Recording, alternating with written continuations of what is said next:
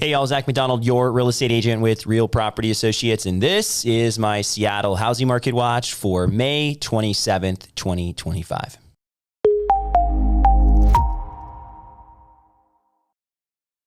Happy belated Memorial Day weekend and last week of May. We are nearing the end of the spring and about to hit the summer. I've got 3 kids in school right now, a couple of more weeks left of school before summer break starts. And really what starts to happen in the housing market here is that things start to slow down when we hit the summer. And I would say that we're already seeing a lot of those signs, and I've been pointing at those signs here the past few weeks and really the past few months as we're starting to transition from a really hot housing market to a more neutral and balanced housing market with more supply and more options for buyers.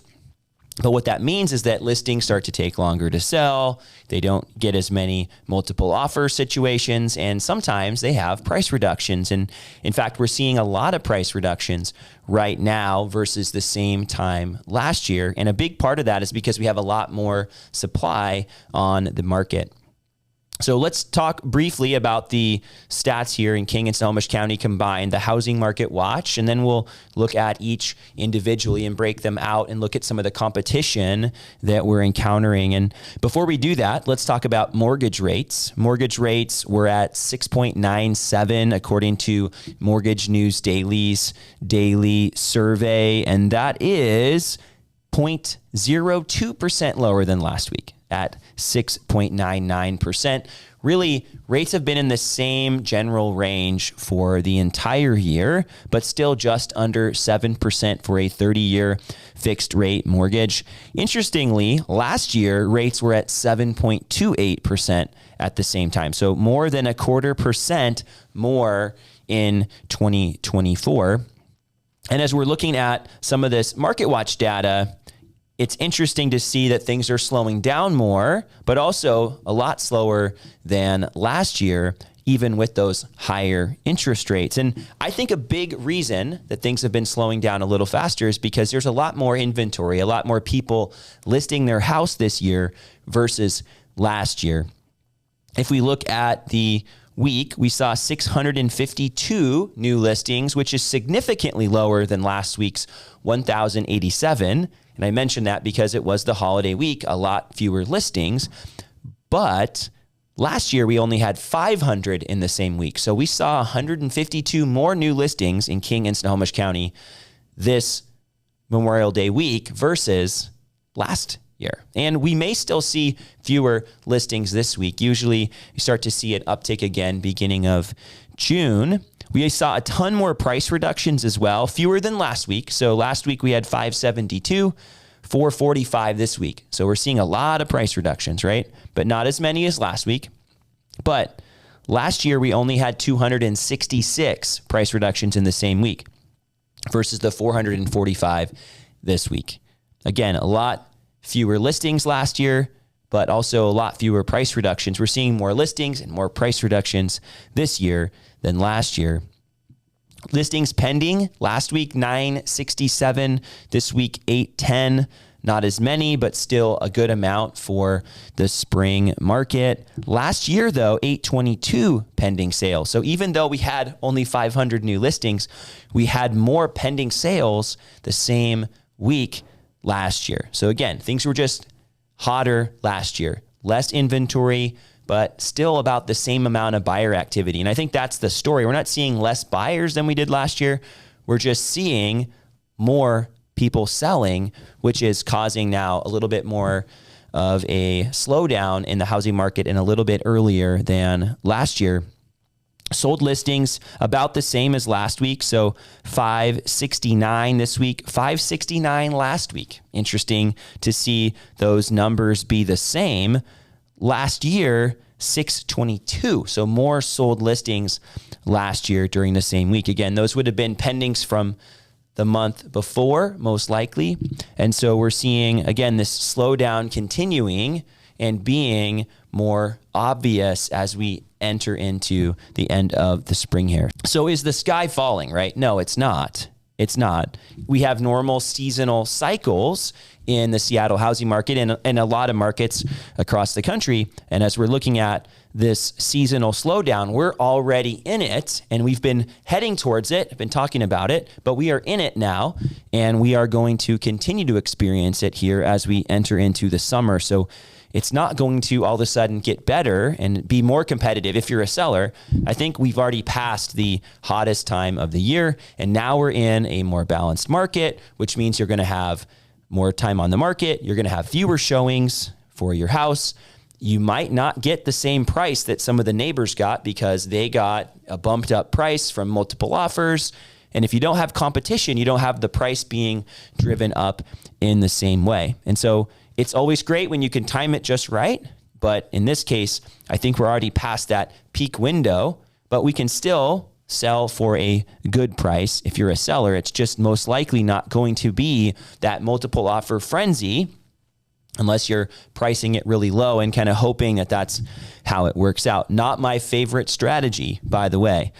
I'm not a huge fan of the list it super low and kind of cross your fingers and hope it works out. That's not the best negotiation strategy in my opinion. I don't think that's best for sellers, but that does happen in the housing market here in Seattle where you see a house, you're like, no way it should be listed for that. It gets a lot of activity, you get the multiple offer frenzy, and I would argue that that's not a great outcome for sellers. Although in some cases they do get a really great price. I'd say probably more often they don't get quite as much as they would have, but it sure feels good and it sure looks great to say, 15% over asking price. But we're seeing that's not happening. So that doesn't seem like a great strategy to utilize right now in this market. It'd almost be better to be on the higher side of the list price right now and then be potentially negotiating a little bit as the seller versus setting your anchor low and all of a sudden now you're going even lower from that. I don't know. If I was the seller, that's more where I would be right now and what I'm advising clients.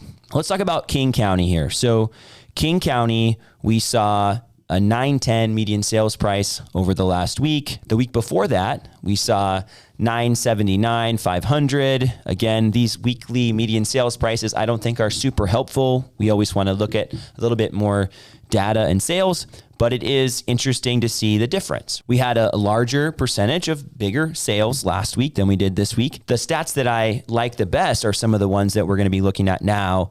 The percentage of listing price paid, 98% in King County over the last week.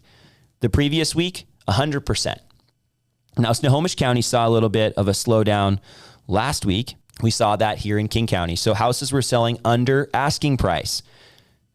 We were talking about how this was coming, and here it is, right? Houses are selling under asking price over the last week. We saw fewer pendings with multiple offers, 25% versus 29%. And we saw fewer pending sales with that escalation addendum, pushing the price up, people competing 10% versus 13% the prior week. We also saw a lot more financing addendums. 70% of people had a financing contingency versus 61%. And these numbers were a lot smaller earlier in the spring, and we just keep seeing more and more offers with this contingency. Same thing with inspection addendums, 42% of all purchases versus 38% the week prior. And again, every little bit, every week, we're seeing a couple more percent of offers, including these contingencies. But overall, the story is, right, we're seeing fewer multiple offer scenarios. We're seeing fewer houses selling over asking price. In fact, the average is below. We're seeing more contingencies, financing, inspection. So buyers are able to protect themselves more in the negotiations. And that trend is going to continue. So right now is just the beginning of this trend, and we'll see it continue into the summer. So buyers, this is your window to start looking. This is when you want to be searching for a house. The most amount of opportunities and less competition. Why wouldn't you want that? And you have more transparency on pricing. As a home owner and multiple time home buyer, the summer is when I want to be looking too. It's hard when you're competing with buyers for limited inventory in the fall and early winter and even heading into the spring. it really gets tight in a housing market like Seattle. Some places always have inventory.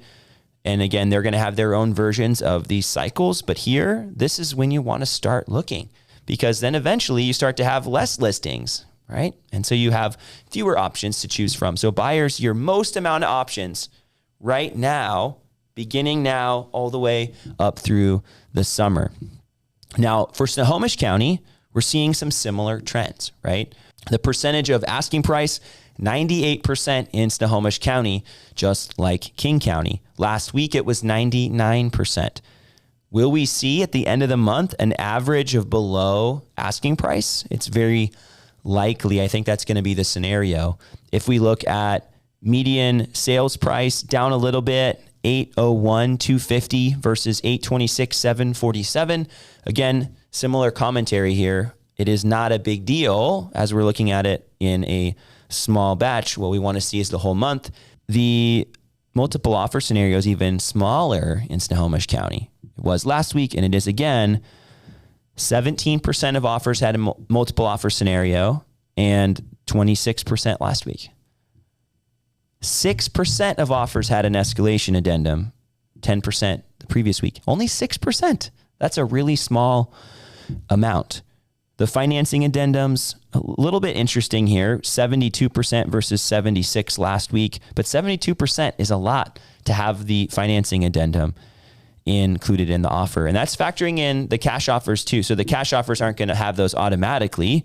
So I would say a large percentage of all the other offers are going to have this addendum at 72%, right? And then the pendings with inspection addendums, 43% last week, 48% this week. So almost 50% of all the offers had the inspection contingency as part of the offer. So if you're a buyer, you want to be paying less than the asking price. You want to have some negotiating room.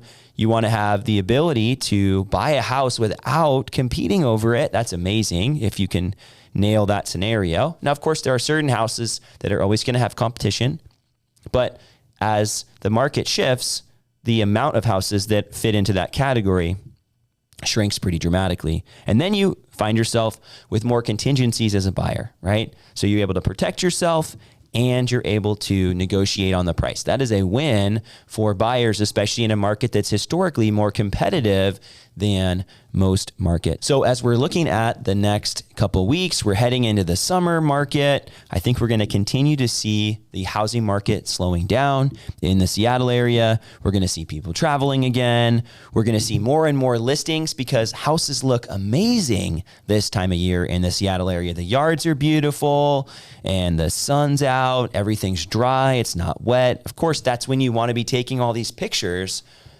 But at the same time, there's a lot more competition over the buyers that are in the market. We haven't seen fewer buyers. That's not the story this year, but we have been seeing a lot more houses coming on the market. So unless we see a lot lower interest rates, which would probably be artificial at this point, we're going to most likely continue into these normal cycles that we have, but we're going to see some of these cycles be a little bit earlier and maybe even more dramatic as we hit the later part of 2025. Thanks so much for tuning in to this week's Seattle Housing Market Watch. If you have questions about buying or selling real estate in the Seattle area, I'd love to be a resource for you. And if this video brought some value to you, please consider sharing it with someone else.